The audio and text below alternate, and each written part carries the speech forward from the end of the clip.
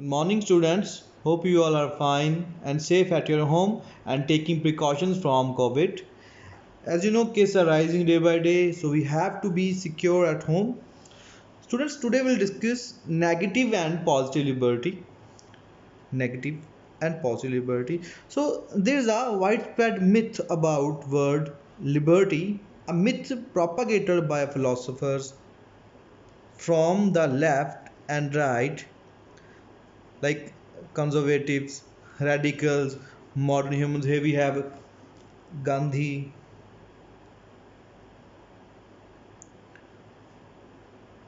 Marx, Aurobindo.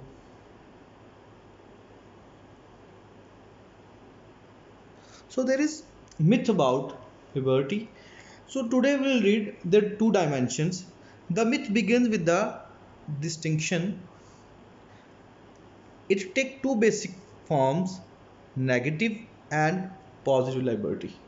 Okay, so negative liberty concerns absence of constraints or interferences.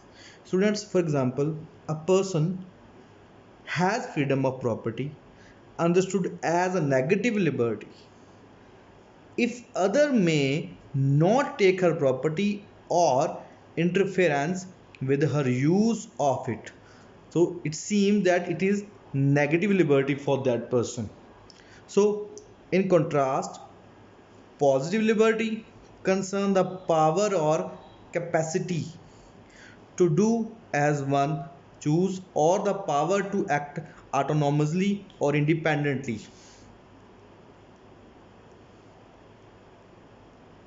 Okay, so here are two things, as I told you, negative and positive. Later we'll read their definitions.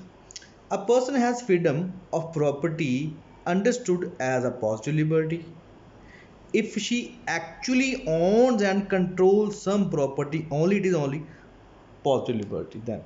Okay, so negative liberty in short is freedom from interferences by other people. Like for example, I have something, I don't want anybody's interference or anybody's control over the thing. I just want to enjoy the thing, I just want to own my thing. So concern with freedom from external restraints. On the other hand, positive liberty is the possession of the capacity to act upon one's free will. A concept of positive liberty may also include freedom from internal constraint. Like here we have authority, but we don't have authority in negative.